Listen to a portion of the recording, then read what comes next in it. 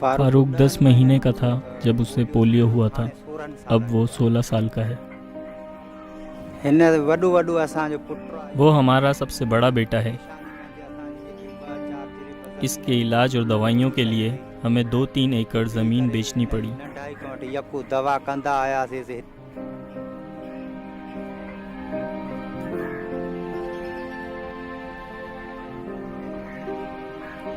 हमारा बड़ा बेटा है। अब तक इसकी शादी हो जाती अगर ये ठीक होता। हमें परेशान होने की ज़रूरत नहीं होती अगर वो ख़ानदानी कारोबार को संभाल लेता। और अब वो माजूर है और हम उसके लिए परेशान रहते हैं। वो अपनी देखभाल नहीं कर सकता। हमें पोलियो के कतरे की अहमियत का अंदाज़ा नहीं था, मगर अब जब पोलियो की टीम हमारे घर में आती है तो हम सब बच्चों को पोलियो के कतरे पिलवाते हैं। हमसे गलती हो गई थी और इसका खमियाजा भुगत रहे हैं।